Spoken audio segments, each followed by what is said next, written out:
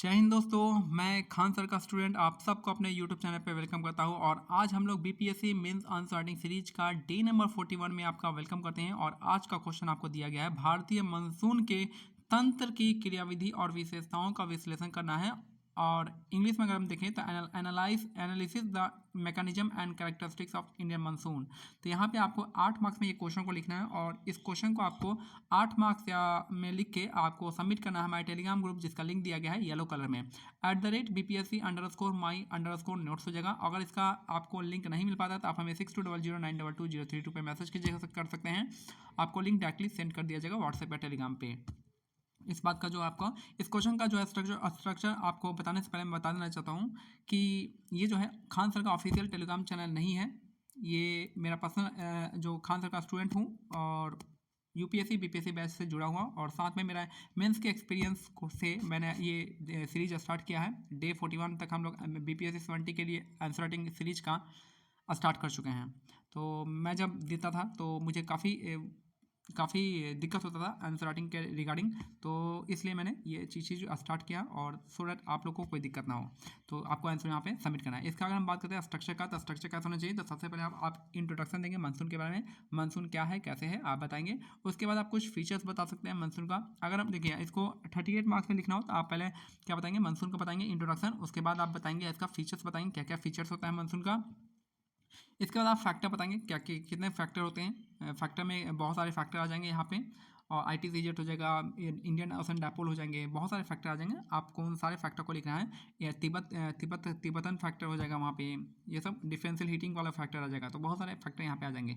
उसके बाद जो है आपका यहाँ पे मैकेनिज्म बताना है कि कैसे इन फैक्टर में से कोई भी एक फैक्टर उठाएगा और मैकेनिज्म समझा दीजिएगा, या फिर आप हर फैक्टर का मैकेनिज्म को साथ में समझाते चलेंगे।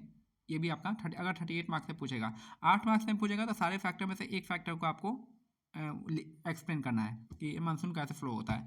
और मोस्टली लोग आपका जो लैंड जो हीट होता है, हीटिंग ऑफ द लैंड का होता है उस, और लैंड ऑफ वाटर का जो सी ब्रिज होता है, तो उसको लेकर बनाते हैं क्वेश्चन को।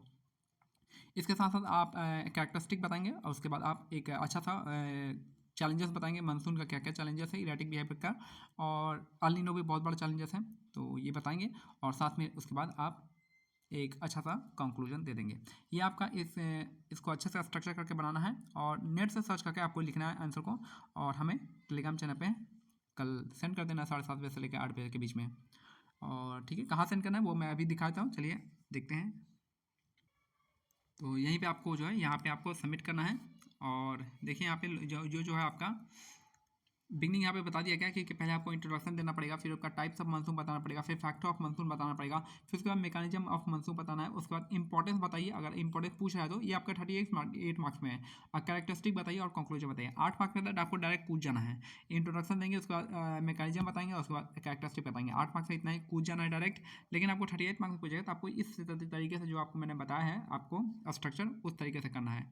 ठीक है, these are 38 marks point you should include in the answer as per demand के अनुसार ही आपको अपने आंसर में इसको लिखना है।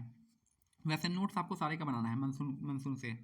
फिर यहाँ पे बहुत सारे डिफरेंट ऑप्शनल ग्रुप का दिया हुआ है, यहाँ पे आप ऑप्शनल ग्रुप में अपने ज्वाइन हो सकते हैं। और ये आपका इवैल्यूएशन प्रोसेस है, जैसे कि मैंने आपको बताया है कि इवैल्यूएशन प्रोसेस कैसे आपको होगा, और फिर आप यहाँ पे अपने आंसर को सबमिट कर सकते हैं। ठीक है, तो ये हमारा तरीका है, यहाँ से आपको काफ़ी हेल्पफुल मिलेगा मानसून के रिगार्डिंग। तो अपने आंसर को सबमिट करना स्टार्ट कीजिए और लिखना स्टार्ट कीजिए, सो डैट कि एक बीपीएससी 70 एक बहुत अच्छा मौका आने वाला है। आप लोग को काफ़ी अच्छी सीट मिलेगी और बहुत सारे लोगों को चांसेस मिलेगा कि वो अपने मेंस लिखेंगे। ठीक है, मिलते हैं अगले वीडियो में, तब तक के लिए जय हिंद, जय भारत, धन्यवाद।